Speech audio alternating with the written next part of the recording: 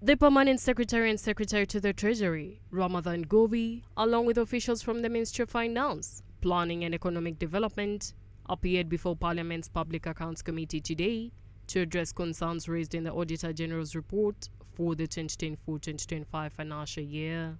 During the session, committee members asked Govi to explain a range of accountability issues, including the rising national debt, growing domestic arrears, and allegations of selective tax waivers granted to foreign investors at the expense of local businesses, among other matters highlighted in the report.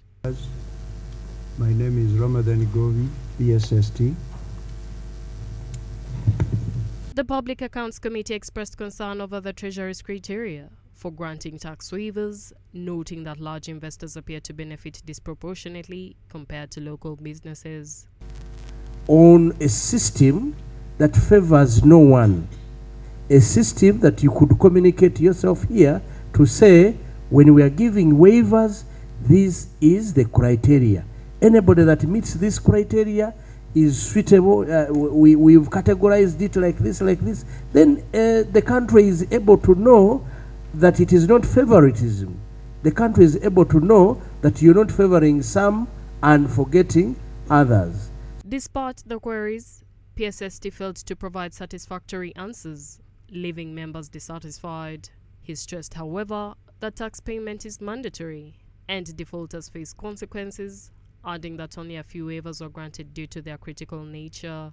To choose the few beneficiaries of the waivers. Simple as that. Tell us that because what you're explaining, Madam Chair, what is explaining that there are those that can invest without our support. There are those that cannot invest without with our support. Now, PS, you're not being honest to the public of Uganda. Through incentives and danger. By saying that you open up the waivers to everybody, what kind of incentives are you providing in the economy? Who will pay tax? We shall have to insist on people paying their due tax. Honorable Namuga, the acting chairperson of the committee, requests that the PSST provide a list of the key cases in which tax exemptions are granted, noting that the practice appeared unfair, as many others were left struggling to meet their tax obligations.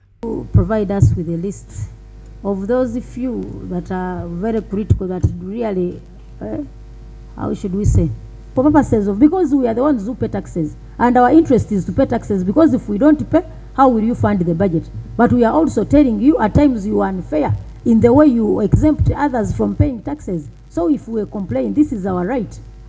It is our right to complain that much as we are struggling to pay you, some people are not paying. And actually he has to submit even a list of those government agencies that have failed to meet their tax obligations. Honorable Nandala Mafavi, meanwhile, proposed that the ministry extend tax waivers to all stakeholders to ensure fairness and ease the tax burden. He emphasized the need to offer tax incentives to local businesses to encourage investment and stimulate economic growth. Say for tax waivers are those who can pass the security guards, but there are those who can't. Why don't you come up with a policy, or if you have discovered that these big boys are also suffering, that means even smaller ones are suffering. Why don't you this financial year decide that all taxes, areas should be waived, so that people stop coming to disturb you? You may have relief for about 5 to 10 years. The PSST subsequently requested additional time, pledging to reappear before the committee with the necessary documentation and detailed explanations concerning the tax waivers.